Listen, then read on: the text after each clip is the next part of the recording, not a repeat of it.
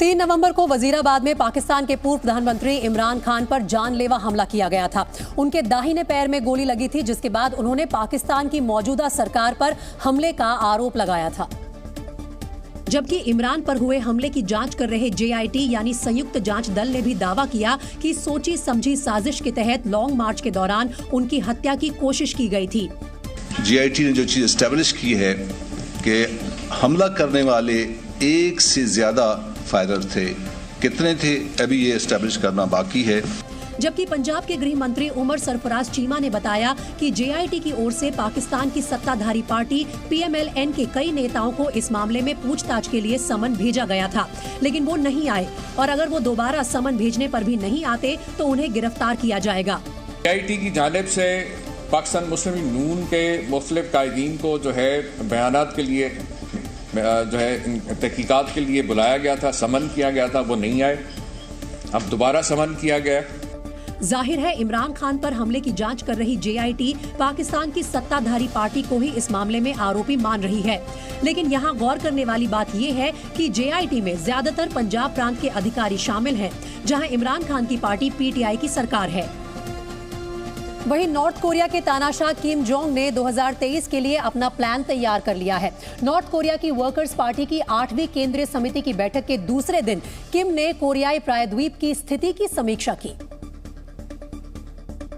जबकि इस दौरान किम जोंग ने देश की सैन्य ताकत और दुश्मन देशों से निपटने की तैयारियों का जायजा भी लिया। नॉर्थ कोरिया की आधिकारिक समाचार एजेंसी KCNA के मुताबिक किम ने साल के आखिर में हुई इस मीटिंग में सेना की ताकत को बढ़ाने के निर्देश दिए। उन्होंने विदेश मामलों के सिद्धांतों और दुश्मन से निपटने का ब्लूप्रिंट तैयार करने को कहा। किम ने कोरियाई प्रायद्वीप में देश की स्थिति को और मजबूत करने के लिए तेजी से काम करने का हुक्म दिया। कयास लगाए जा रहे हैं कि नॉर्थ कोरिया अपनी परमाणु क्षमता को बढ़ाने के साथ घातक हथियारों का परीक्षण करता रहेगा, ठीक उसी तरह जिस तरह उसने 2021 में कई मिसाइलें दागी, जिनमें से कुछ जापान जबकि कुछ साउथ कोरिया के पास जाकर गिरी थी।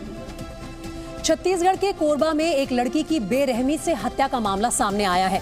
पुलिस के मुताबिक एक सिरफिरे आशिक ने 21 साल की नील कुसुम पर उस वक्त हमला किया जब वो घर में अकेली थी और तब तक उस पर ताबड़तोड़ वार करता रहा जब तक कि उसकी जान नहीं चली गई। जानकारी के मुताबिक आरोपी शहबाज ने घर में अकेली नील कुसुम का मुंह तकिए से दबा दिया ताकि उसकी चीख किसी को सुनाई ना दे और पेचकस से उसके शरीर पर 51 वार किए। पोस्टमार्टम रिपोर्ट के मुताबिक नील कुसुम के सीने पर पेचकस से 34, पीठ की तरफ 16 जख्म मिले हैं। डॉक्टरों के मुताबिक दिल के पास वाला जख्म ज्यादा गहरा था। पोस्टमार्टम रिपोर्ट में पता चला कि पेचकस से हमले के बाद बहुत ज्यादा खून बह गया था, जिसकी वजह से नील कुसुम की मौत हो गई। हत्या के आरोपी शहबाज से नील कुसुम की दोस्ती 3 साल पहले हुई थी। हत्या के बाद से ही शहबाज फरार है, जिसको ढूंढने के लिए पुलिस की 4 टीमें बनाई गई हैं। जो उनके संभावित जो जगह है सभी जगह हम लोग कोशिश कर रहे हैं।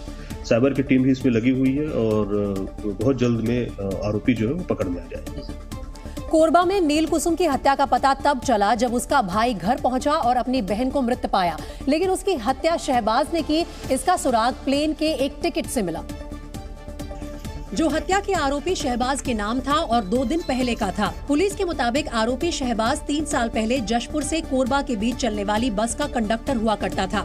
तभी नील कुसुम से उसकी दोस्ती हुई थी। बाद में वो अहमदाबाद चला गया, लेकिन नील कुसुम से उसकी दोस्ती बनी रही। पुलिस का कहना है कि कुछ वक्त पहले नील कुसुम ने उससे दूरी बना ली और बातचीत बंद कर दी।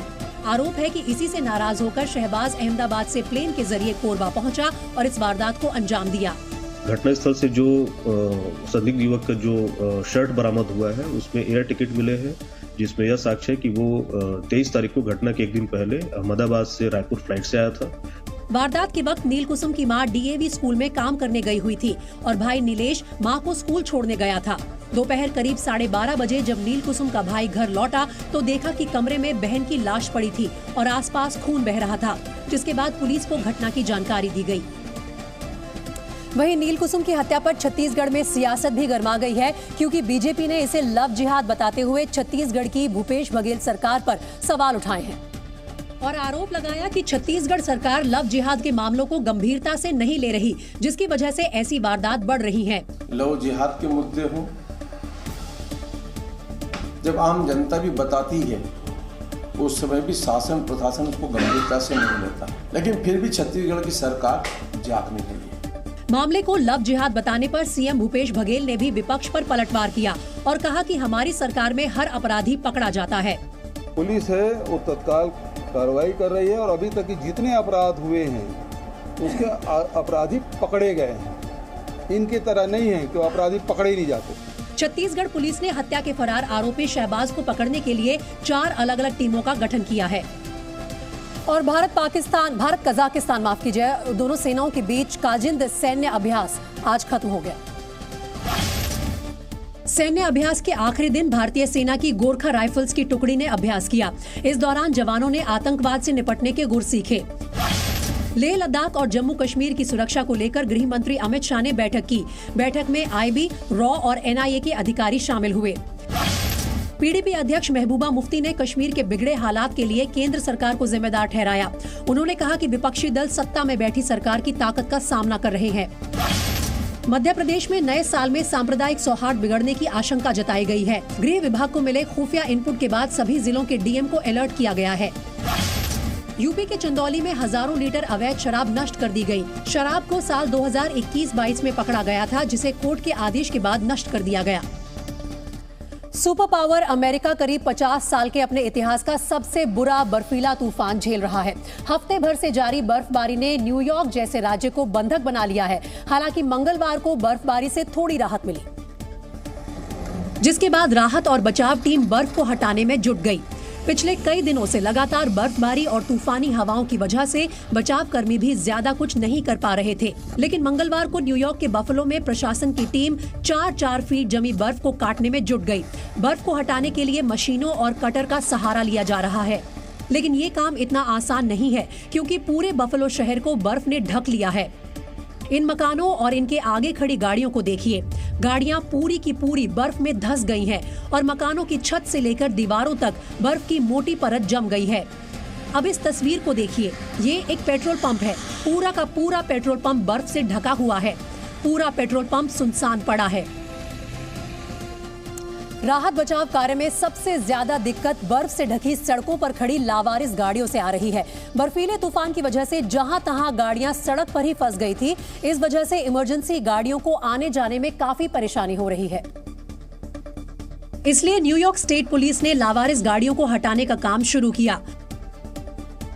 पुलिस ने 4 फीट जमी बर्फ को खोदकर कारों को निकाला, फिर उन्हें स्पेशल क्रेन के जरिए हटाया गया। इस क्रेन को खास तौर पर बर्फ पर चलने के लिए बनाया गया है। इनके पहिए आर्मी के टैंक की तरह हैं। ऐसे पहिए ना तो बर्फ में धंसते हैं और ना ही गड्ढों या ऊंचाई पर फंसते हैं। कुछ गाड़ियों को कंटेनर ट्रक की मदद से भी हटाया गया। इस बीच न्यूयॉर्क पुलिस ने घरों में फंसे लोगों को पानी की बोतलें और खाने के पैकेट्स भी पहुंचाए। बफलो शहर न्यूयॉर्क के एरी काउंटी में मौजूद है। इस शहर की आबादी करीब 2,75,000 है। बर्फीले तूफान का कहर सबसे ज्यादा यहीं पर टूटा है और सबसे ज्यादा मौत भी बफलो में ही हुई है। एरी काउंटी में हुई 28 मौत में से 20 लोग बफलो में मारे गए। मौत भी दर्दनाक थी। कुछ शव तो सड़क पर खड़ी गाड़ियों में पाए गए। शायद वो बर्फीले तूफान में फंस गए थे, लेकिन गाड़ियों में ही उनकी कब्र बन गई। कुछ लोगों की मौत घरों में ठंड से हुई, तो कुछ लोगों की मौत तब हुई जब वो बर्फ हटाने के लिए घर से बाहर निकले। हड्डियां जमा देने वाली ठंड और बर्फबारी में उन्हें हार्ट अटैक आ गया। पूरे अमेरिका में मंगलवार तक 60 लोगों की मौत बर्फबारी और तूफान में हो चुकी थी। मंगलवार को भी बफलो समेत न्यूयॉर्क में बर्फबारी हुई। बफलो में अभी भी सड़कों पर ड्राइविंग पर पाबंदी है, लेकिन कुछ लोग आदेश का पालन नहीं कर रहे हैं। ऐसे लोगों को मेयर ने हाथ जोड़कर घर में ही रहने की सलाह दी। People are trying to drive on these roads or trying to get into these neighborhoods and they can't. Please, you heard the mayor beg, I'm begging. Stay home.